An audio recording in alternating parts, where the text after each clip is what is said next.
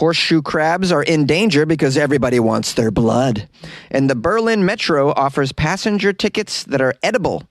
A 5-year-old was caught driving a car in Ontario to buy his sister a Christmas present. These are the weird stories for Monday. They're lovely. They're lovely and weird. They're from around the world. This is Weird AF News, the only daily weird news podcast hosted by a comedian inside a closet. I'm ready to go. Are you guys? It's Monday. Come on. Horseshoe crabs are in danger because everybody wants their blood. They want the blood of horseshoe crabs. I had no idea that horseshoe crabs were useful in this way. I thought you might eat them. Do you eat them? Nah, it doesn't sound like a seafood dish I've ever come across. Fried horseshoe crab, is this a thing? Up in New England, where I'm from, we fry a lot of our seafood. We love it. Fried clams, I'm a huge fan of. We do it up there. If you've never been to New England, you should at least go for the fried clams. Fried clams are the shit. Now, the article says demand for horseshoe crab blood for vaccines and drug testing has contributed to horseshoe crab population declines. And conservationists fear that horseshoe crabs will be pushed to the brink of extinction because of the value of their blood to the pharmaceutical industry. I had no idea they were so valuable to that industry. By the way, did you know they're 450 million years old? Horseshoe crabs? How are they that old? That's amazing. They have to be like one of the oldest living organisms that's still, sort of flourishing on our planet currently, I'd imagine. They look pretty old. They look pretty dinosauric. Is that a word? Did I just make that up? Dinosauric? Yeah, I think I just did. Feel free to use that word. It's yours for free. Apparently, horseshoe crab blood provides a natural source of something called limulus amebicide nicide blamidus blamida bing dong dang badang doo. I can't say it. It's LAL is the acronym. LAL. It has a lot of LAL in it, which maybe you already knew that because you're smarter than me. This is used apparently to test vaccines, drugs, and medical devices to make sure that they aren't contaminated with dangerous bacterial toxins called endotoxins. With hundreds of thousands of horseshoe crabs captured and bled for their milky blue blood each year, conservation groups are now stepping up their advocacy efforts and taking some legal action to help save the horseshoe crab populations and other species that rely on horseshoe crabs. Fortunately, there's an alternative already to the horseshoe crab blood. Looks like they made something in a lab, perhaps. In the late 90s, biologists at the University of Singapore created a synthetic version of the LAL called recombinant factor C, RFC. And studies show that this is just as effective as horseshoe crab-derived LAL from their blue blood. It's currently commercially available, so what are we worrying about? Just use that. Stop killing the horseshoe crabs. Why would you do that? I mean, we should just be friends with the horseshoe crabs and all of Earth's creatures, shouldn't we? Horseshoe crabs are, by the way, quite scary. You ever come across one on the beach? You're like, whoa, what the hell is that? An alien just landed? And if you step on one, no bueno. They got those sharp spikes on the back of the shell. But then you pick them up, you flip them over, and, you kind of can handle them a little bit and see that they're pretty docile, actually. I remember playing with them as children. I thought they were very fascinating. Meanwhile, though, they are using the blood, and it's quite expensive. Did you know that a quart of this LAL sells for $15,000? That's crazy. As a result, businesses of bleeding horseshoe crabs is thriving very much. Biomedical companies capture some 500,000 horseshoe crabs a year. And there are few laws and regulations in place to actually protect or limit the taking of these horseshoe crabs, and that's very unfortunate. And although the horseshoe crabs are eventually returned to the sea, conservation groups estimate that up to 30% of them actually die in this bleeding process. So I guess they take them, they bleed them, then they let them go. But throughout that process, some of them just don't make it. Due to the pressure from the biomedical industry, along with habitat loss and the harvest of horseshoe crabs by commercial fishermen to use as bait, populations of horseshoe crabs, both in the U.S. and worldwide, have plummeted in recent decades. I haven't heard about this horseshoe crab situation at all. What are you doing, PETA? Step up your game. PETA doesn't do shit in this world.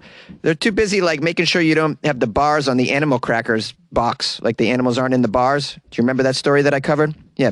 What about the horseshoe crabs, PETA? Get on it. What are you doing? It says here in the Delaware Bay alone, which is home to the largest population In the U.S., horseshoe crab numbers have declined from 1.25 million in 1990 to less than 300,000 in 2002. These are pretty old stats, though. Can we get an update on this? Anybody? Can I get an update? We got a quote here from someone named Larry Niles, who's a wildlife biologist and an expert on environmental issues for the Delaware Bay. And he's quoted as saying, "This is a $500 billion industry for horseshoe crab blood. So they're quite worthy. And they're actually one of the most valuable marine species on the East Coast." Well, hopefully some pressure will be put on people to not have to use these horseshoe crabs. We'll go to the synthetic form of whatever the hell that was that I said earlier. I mean, I'm doing the best I can here. At least you learned something. It's the sound of science. Berlin is offering passenger tickets for their metro made out of hemp, and they're edible. This is fascinating. Berlin's public transportation company, also known as the BVG, has come up with a way for passengers in the German capital to unwind from the stress of Christmas and the stress of this global pandemic, which does not seem to go away. Yes, we need stress-free options. So BVG is offering customers the chance to buy day tickets impregnated with hemp oil. I've never heard of a ticket being impregnated, and that's very colorful language here. I like what you did. Impregnated with hemp oil, which it promises to have a very calming effect when you eat it. So when you eat the ticket, you're going to eat paper or cardboard? I need to find out more information. I mean, I'm down with licking your ticket to feel good, but I don't know if I'm going to actually ingest it completely. Can you eat hemp? Is this more info? The tickets cost about 10 USD, and they're made from edible paper, and they're sprinkled with, quote, no more than 3 drops of hemp oil. Yeah, for the kids, so they don't OD. Well, what if I want more hemp oil? Just eat a bunch of tickets, I guess. BVG says the oil was obtained from the seed of the cannabis plant. Yeah, of course it was. It's a hemp oil, right? Unlike the flowers, this contains none of the intoxicating substances such as THC. Well, what the heck, BVG? How am I supposed to feel this calming effect if I don't have THC in my oil that's on my riding ticket? Come on now. Well, I suppose you could just take your ticket, you could give it a few licks, and then roll a joint with it, and now you're getting all the effects from the hemp oil and the THC all in one. Now we're talking calming. Now we're talking, I'm in a state of mind where I can deal with a damn pandemic. Now we're talking, especially going on a train, a crowded subway during the pandemic. I'm going to need to lick all the hemp oil and smoke all the THC I can to get on these trains. Oh, man, thankfully I don't live in New York City anymore for this reason. I don't know if I could handle the MTA right about now. It's like just, oh man, can you imagine the stress and anxiety? It says here, as a result, the operators of the BVG say the oil on the tickets, which are valid for only 24 hours, are completely harmless to health and completely legal. Here's a quote from the company. Yes, this way you can travel hassle-free around Berlin all day long and then simply swallow your Christmas stress along with the ticket. Swallow it. Swallow the ticket. You swallow the ticket. Sorry. The BVG says the promotion was not a matter of it taking a public stance in the debate about the legalization of cannabis. Germany's new coalition government, sworn in last week, has actually agreed to legalize the recreational use of cannabis. Yay! Way to go, Germany. Well, I had heard they were pretty laid back with this. In fact, someone told me you could own like three to six plants for personal use if you lived in Germany. I don't know if that's true or not. Here's a quote from the company. We are against any kind of drug use. Let us be clear, whether illegal or legal. However, we are for more open approaches to completely harmless substances. Hemp oil is in principle just as harmless as sunflower, pumpkin seed, or even the olive oil. Oh yes, the olive oil. BVG has become known for some of its quirky marketing ploys. Hundreds of people braved long early queues in 2018 when BVG launched a limited edition pair of Adidas sneakers that could also be used as an annual metro ticket.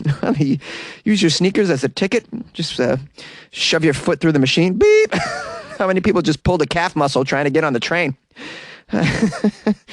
I like what you're doing, BVG, though. This shows a good sense of humor. I like companies that have a sense of humor. They don't have to take themselves so seriously. I really support that sort of stuff. So I think this is a fabulous idea. And we should do something like that in the States, because if you're taking public transportation right now in the world of COVID, it's extremely stressful. I want to be able to lick my ticket and get high while I'm riding. Hey, what's up, weirdos? I know you love weird podcasts, and I know you guys love crazy stories, and that's why I want to tell you about this show called What Was That Like? You're going to love this. Every episode is a wild, true story, and it's told firsthand by the person who went through it. Stories like Whitney was shot 12 times, or Sue crashed her skydive, or like this one, Robert got in an actual gunfight with Somali pirates. But they're in my shadow, and it's pitch black in that shadow. I'm kind of squinting, trying to see what's going on. Hopefully they're not doing anything crazy, and I see them spray the flight deck. These stories are so weird and so crazy and so true. You're going to love this podcast. Just search for What Was That Like on any podcast app, or go to the website whatwasthatlike.com. A 5-year-old child was caught driving a car very far in order to buy a present for his sister. This is a lovely, sweet story about Christmas, family love, and maybe the breaking of some laws. This story is out of Canada. A 5-year-old boy in central Frontenac. Did I say that correctly? Frontenac? Sounds like a kind of cigar. I'll be smoking a Frontenac.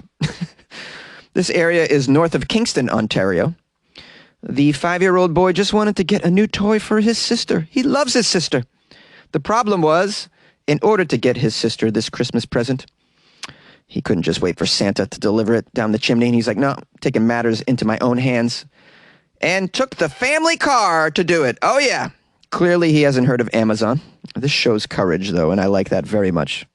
The Ontario police say they received a phone call about a suspicious vehicle at 7 a.m. on Monday from a neighbor. The vehicle had come to rest in a hayfield. He just pulled over into a hayfield. Well, I'll tell you right now, I can't say I blame him. That 7 a.m. Monday morning rush hour can be very stressful. And I sometimes want to just pull off the road and park in a hayfield, just gather my thoughts, maybe lick a hemp ticket, just to deal with the stress of the Monday morning commute. He picked the wrong time to have his first flight, I would say. So when the police arrive in the hayfield, they found the very young driver who said that he just wanted to get to the store and buy a pink toy tractor for his little sister. I also just love the choice of gift, a pink toy tractor. First of all, I didn't even know they made pink tractors. I didn't even know they made toy tractors anymore. I thought the kids were all about the digital age and no one's playing with real toys. I don't have kids, though, so I don't know. Do you remember Tonka trucks? Anybody? You just give a kid a Tonka truck and they're all day long playing with the truck. I had Matchbox cars. Anyone remember these? Anyone play with these? Do kids even know what they are anymore? I'm just like, I just love the fact that he wanted an actual toy tractor. He just left the house to get it. I just love it. The child wasn't hurt, thankfully, despite crashing into a field. I mean, he could have been just killed by a moose. This is Canada. You don't know what's going to happen. Some wildlife that's all hopped up on the Molson could just pounce on him. He wasn't hurt. The car sustained only minor damage, and the parents are not facing any charges. I don't know why they would. I mean, it's not like they put him in the car and was like, here's the keys, boy. Go get that toy. Because we're not getting it. The kid stole the car, obviously. I mean, unless the parents left the keys in the car, although, I don't know, up in Canada, that might be possible because you guys leave your doors unlocked, right? You probably leave your car keys in there, too, right in the ignition. Like, you guys just don't care up there. You're just so trustworthy. I don't know what's wrong with you. Man, could never act that way down here in the States. Now, it doesn't say here if the child ever got the toy for his sister, but, it is the thought that counts. This is like a lovely brother that she has here, and she should be very happy with this, and the parents actually should be very proud. Keep an eye on him, though, and the police want you to know that you should be aware of kids' whereabouts and to ensure that the car keys are kept out of the reach of children if you did not know that, even if you're in Canada. So maybe write that down. And happy holidays, everybody. Yay! Hey, what's up, weirdos? How are you? I hope you had a nice weekend and that you enjoyed those Florida Friday stories. Big shout out to everybody who sent me links to Florida stories. I appreciate that. It's always helpful to get those at the end of the week, so it makes my job easier. And big shout out to my sponsor for this week. It's What Was That Like? The podcast. I hope you enjoyed that little commercial I created in there. We actually created it together, put a lot of thought into that. It's a podcast I thought you guys might find fascinating, so check that out if you get a chance by searching on any of your podcast players for What Was That Like. What else? Yeah, you hear all that noise, by the way? It's roofing that's being done right over my apartment because it rained over the weekend and it leaked into my room, and so I got problems up there. So they're redoing the roof. They're like, yeah, we're coming on Monday. We're going to be doing. I'm like, what hours are you going to be making the most noise? Because I record a podcast in a closet. They're like, we don't care about you and your podcast, sir. I'm like, touche. Well, listen to that. Do you guys remember the days when I was in my old apartment, downtown LA, the helicopters passing by, and I would scream, out the window? Those were the days. This kind of reminds me of that. I made an attempt while recording to not let any dead air or dead space so that you didn't hear the noise. I think I did a pretty good job of that. But now it's the outro, and I'm like, screw it. You're going to hear it. Oh, that's loud. These are the detriments of recording at home, right? Well, guys, join the Patreon, and I'll be able to afford a studio where I won't have to do this at home anymore. How about that? If I could just make enough money to get out of the closet. What else did I want to say? Yeah, you can join the Patreon if you'd like to. Jeez, man. Really? Really, bro? I never realized there was so much hammering involved in roofing, but I guess, what do I know about roofing? Stepdad was a plumber. I know a little bit about plumbing. Don't know anything about roofing. So if you guys want to join the Patreon, by the way, go to patreon.com/weirdafnews, and you can support the show that way. Or go to weirdafnews.com and click on the Patreon link. Or you can buy Jonesy a cup of coffee for Christmas by clicking on the Buy Jonesy a coffee, which is pretty cool. I think it's pretty cool anyways. Well, shout-outs are in order to Jim from Cleveland, Maria from Florida, who sent me a Dunkin' Donuts gift card over the weekend. Fabulous! One of the best gifts I've got.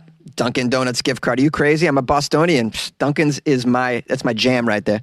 The problem is, the problem is all that noise. The problem is there's not a lot of Dunkins out here in Los Angeles. I got to really go search for them. There is one in Burbank, I believe. So I'll have to drive over to Burbank. Is there one in Atwater Village? I believe there's one in Atwater Village. I think that's the closest. I know there's one in downtown. Used to live in downtown. I mean, it's probably like 7 of them. I can get to them. Anyways, super gift. I just appreciate that so much. Jim and Maria, sweet, sweet people. Big OG fans of the show. And they sent me a nice little Christmas card as well. Oh, a Christmas card. Isn't that lovely? Anyways, thanks again, guys. I appreciate y'all. Thanks for bearing with me through the noise today. I hope it wasn't too distracting. And tomorrow it'll be quiet as a whatever's quiet in the world. I don't know, a lake in Maine. It's pretty quiet.